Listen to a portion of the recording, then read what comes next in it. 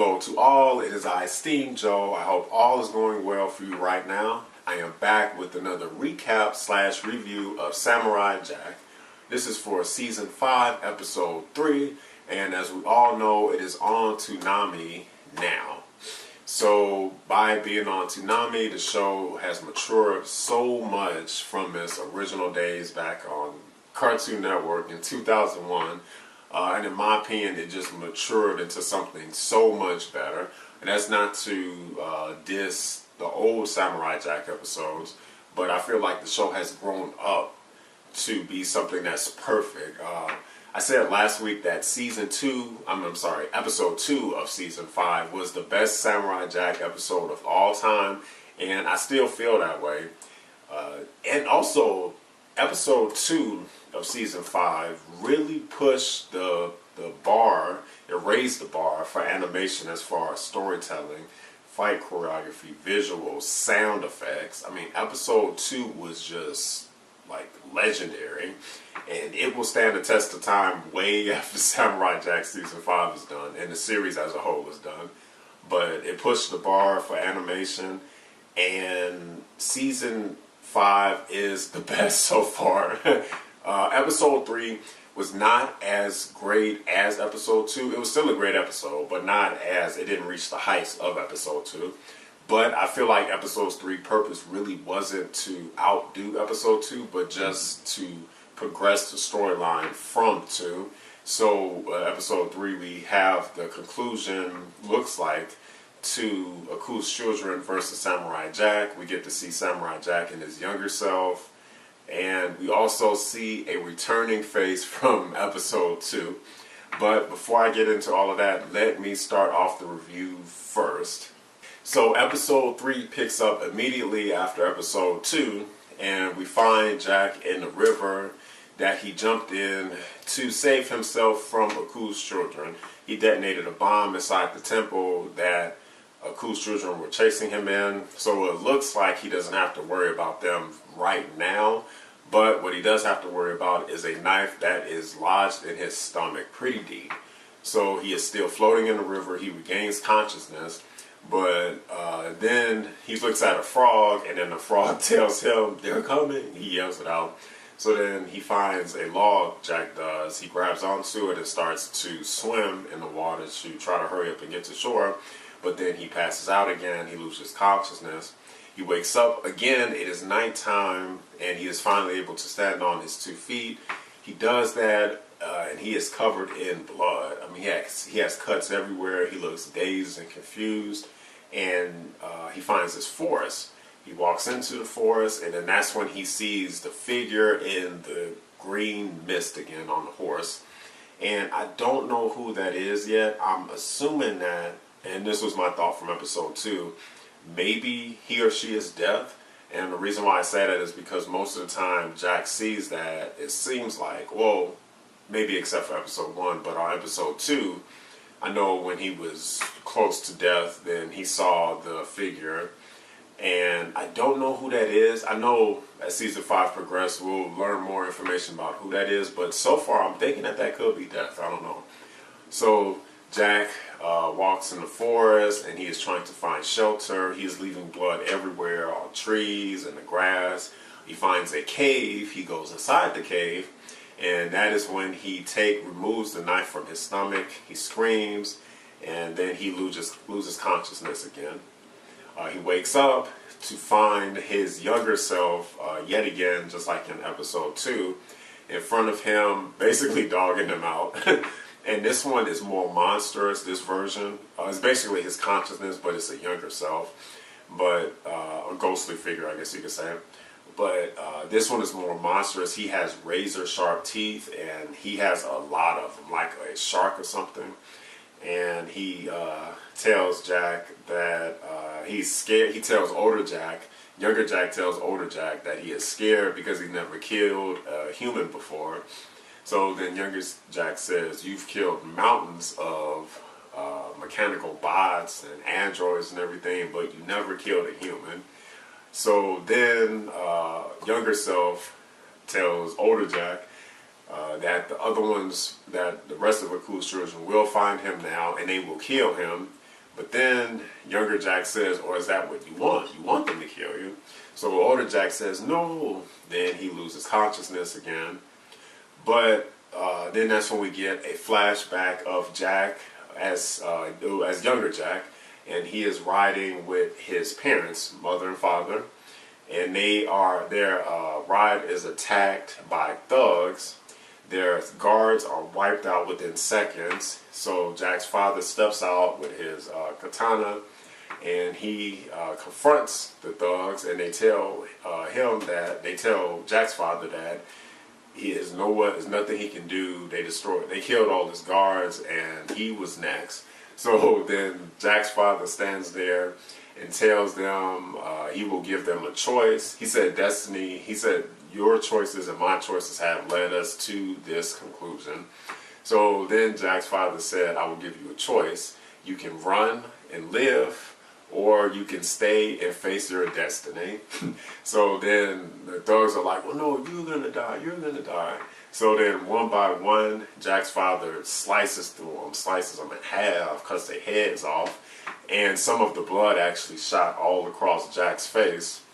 Excuse me. And then younger Jack was just like, whew. He had his eyes open and everything. So then Jack woke up. He regained consciousness again. Older Jack. But that gave him the motivation to get up and stitch his wounds. So then Jack wakes up again, and he is drenched in blood. It is just blood all over his body. And he hears a sound at the opening of the cave, and his footsteps coming closer and closer. Jack grabs his weapon, and now he is on guard to see who is coming in front of that cave. And it is the lone wolf that was in episode 2, who fought the 4 neon tigers. And at the time, I thought he died because the neon tigers were laid out all over the ground, and so was the lone wolf, all covered in blood. But he made it just like Jack did. And this was a really cool scene. Jack was staring at him, and they drew Jack in black. He was all black, but the blood just ran all down his body, and it was really, really creative the way they did that. So the only thing you could see was just his eyes sticking out. So then when the wolf walked in front of the opening of the cave, he was also drawn in black too, shadowy and everything, and he had blood just drenched all over him, going down in artistic lines, and his eyes were just beaming. So then Jack and the wolf were staring at each other. Jack let his guard down, and then the wolf just walked away. And I thought that was a very, very, very cool scene, because it's like 2 warriors, 2 people who will fight no matter what, just staring each other down, and they were even basically. They felt like that they could trust each other. So then the wolf walked away. Jack went back to sleep. He woke up, and that's when the wolf is in front of him with a duck, a dead duck. And the wolf throws the duck to Jack, and Jack already knows what to do with it. He smiles, and then the next scene is a fire inside the cave, and Jack and the wolf sitting down eating that duck, or roasted duck now. So then the wolf went to sleep after eating with Jack. Jack went to sleep. Then the next scene was Jack sleeping, but it was freezing, and the wolf was sound asleep because he has the fur and everything, so cold weather doesn't affect him. So Jack went to sleep freezing. I mean, he was like in the fetal position, clenching his teeth and everything. But then the next thing you know, Jack is then covered. When he wakes up again, he is like engulfed by the wolf. The wolf just curled all around Jack, and Jack was laying on top of his fur, so now Jack is warm. He was able to sleep comfortably, and his wounds were able to heal a lot better. So then the next scene is now morning time. Jack is sitting at the opening of the cave, and we can see that all of his wounds have almost completely healed. So then the wolf's wounds also healed too. He stepped out into the sunlight, and he was basically healed, the wolf. So Jack and the wolf looked at each other, and the wolf jumped down, and he just started to travel within the forest, like he did before. So then that's the end of the Wolf and Jack scene. So we see another flashback of Jack in his home with his father. His father is cleaning off the blood that splashed all across Jack's face. And Jack looks upset, this younger Jack, baby Jack. So then the father explains to Jack that the decisions you make and the actions that follow are who you are, and you can't run away from that. But that gave older Jack the courage to then fight the assassins. So then we finally get to see Aku's children again. The kids break out of the temple debris and they pull out their dead sister. They throw her on the ground. Then now they're all standing around her, and one of them says that if you die, you are weak. Death is weakness.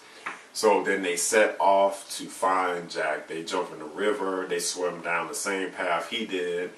Then they see, a lot of different openings. So then they start scanning the whole area, day and night. They started during the daytime. Nighttime came.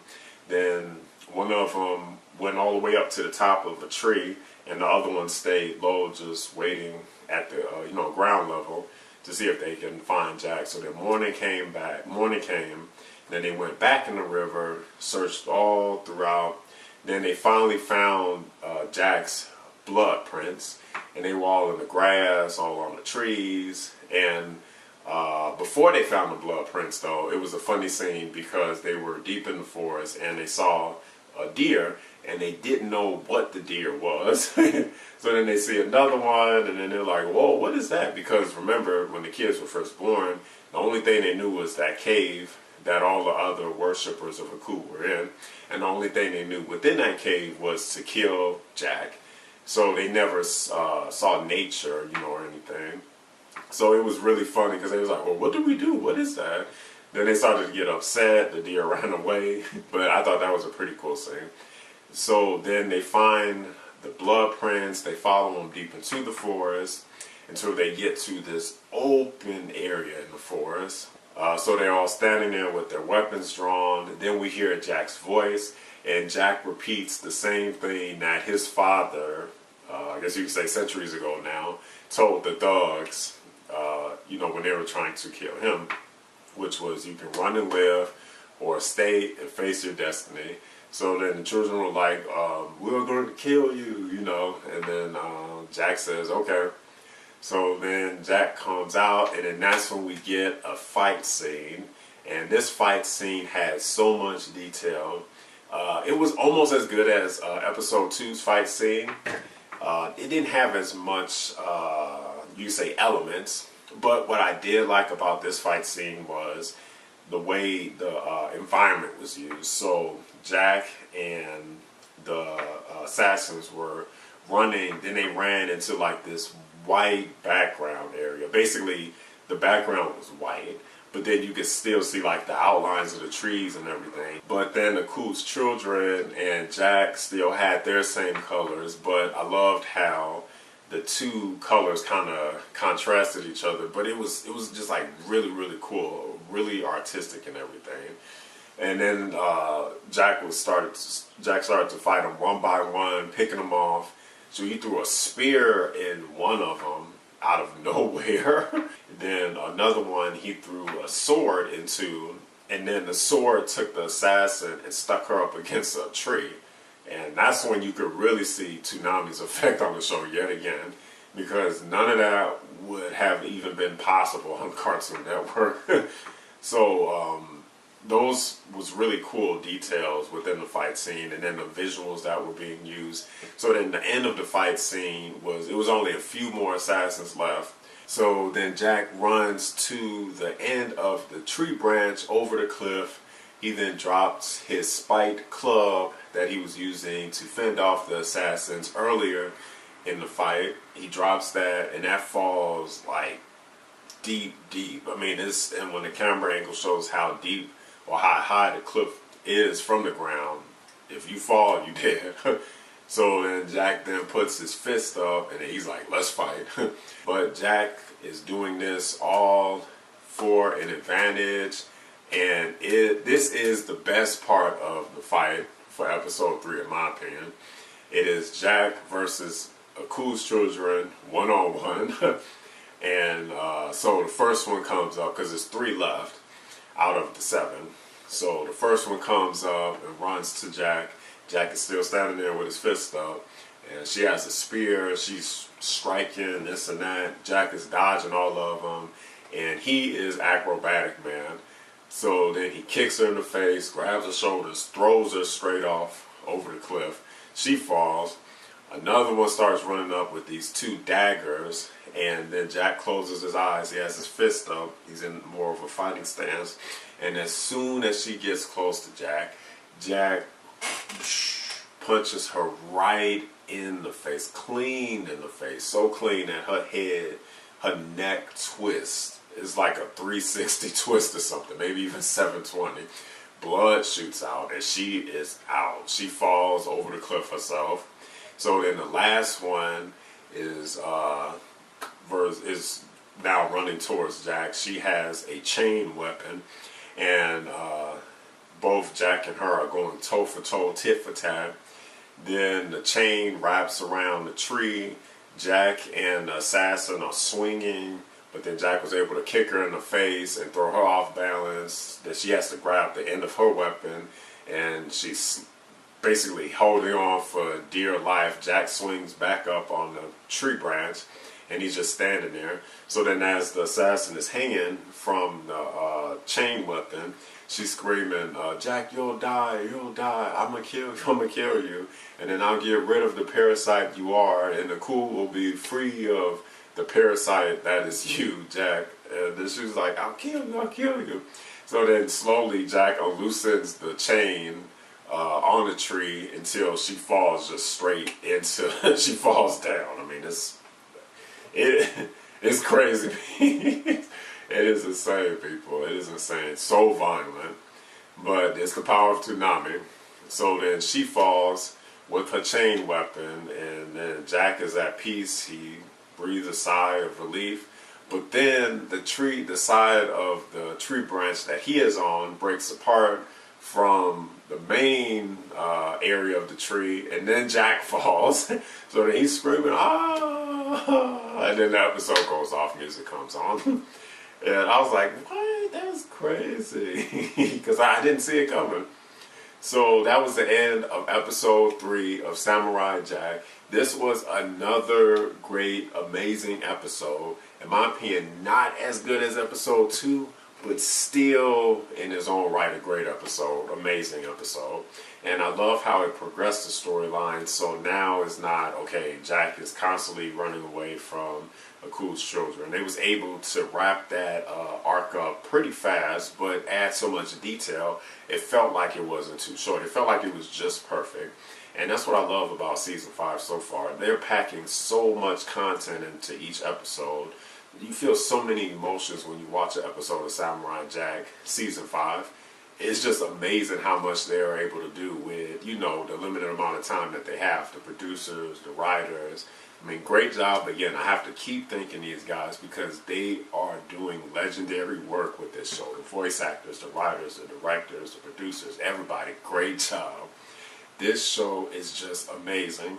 I am giving this episode 9 steams out of 10 because this episode was great. It wasn't as great as episode 2, which got a 10. But this one in its own right was another great entry in the Samurai Jack series. But this one is getting 9 steams out of 10. Another great episode. I love the main part of this one, in my opinion, was just the visuals and how they were able to draw different effects in, from the shadows to the blood to the fight scenes with them fighting on like a white canvas. It looked so cool. And then the blood effects, the fight choreography. But then another favorite part on this episode for me was Jack and the wolf bonding. I thought that was so cool. And hopefully the wolf gets his own, part on the show as a recurring character. Because that would be so cool. I loved him so much in episode 2. The way he fought, the way he survived. I thought he died. But I was like, well, at least he, got the 4 neon tigers on the way out. But, Jack and the wolf, that was another cool scene. The visuals in this scene and how they were able to wrap up Cool's Children versus Jack in basically 2 episodes, but it felt like it spanned 5 and no minute was wasted. Everything was done perfectly. Great job, people. Great job, Cartoon Network, Toonami, William Street, everybody. Great job. Can't wait for episode 4.